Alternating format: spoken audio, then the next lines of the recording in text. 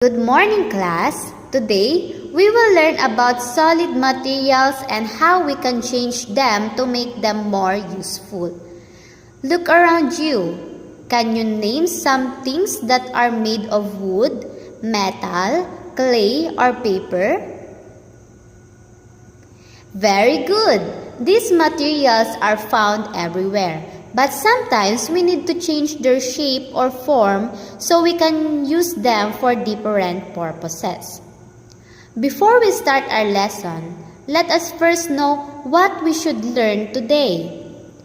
At the end of our lesson, you should be able to describe how solid materials can be changed through shaping, pressing, cutting, and joining. You will also understand why changing materials help us create useful objects that we use every day. And you will also demonstrate how altering materials can create new tools, objects, or products. So class, let us learn some important words that we will use in our lesson.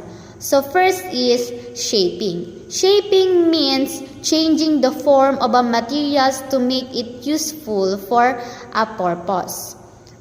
For example, clay can be shaped into a pot or a vase. Next is pressing. Pressing means applying pressure to change the shape or size of a material. Next is hammering. Hammering means using force with a hammer to flatten or shape a material. Next, joining. Joining means connecting two or more materials together. And next, cutting. Cutting means using a sharp tool to divide a material into smaller pieces or create a specific shape. So class, solid materials are all around us. Examples are wood, metal, clay, and paper. But do we use these materials exactly as we find them in nature? No, we need to change them first. So for example, trees give us wood, but we cannot use a whole tree to make a chair or table. The wood needs to be cut, shaped, and joined to create furniture.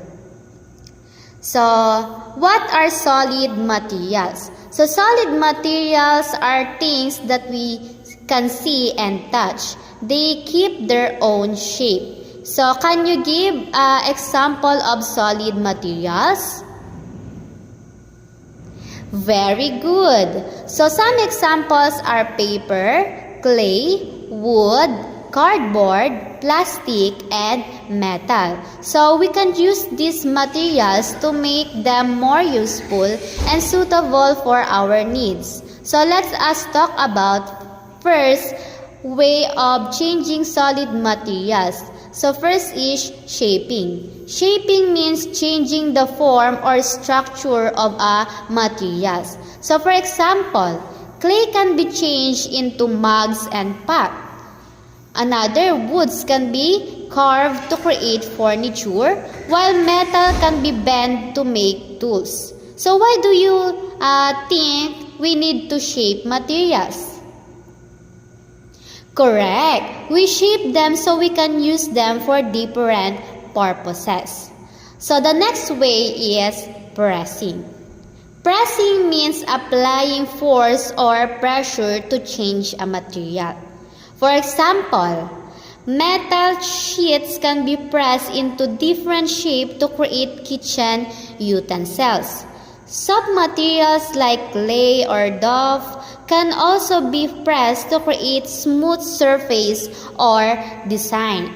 So, have you ever pressed clay or dough with making something? That is an example of pressing. So another way is hammering. Hammering uses a hammer to apply force and shape harder materials like metal. So blacksmiths use hammering to create tools and decorative items. We can also use nails and a hammer to join pieces of wood together. So always remember to use tools safely and use tools safely and properly.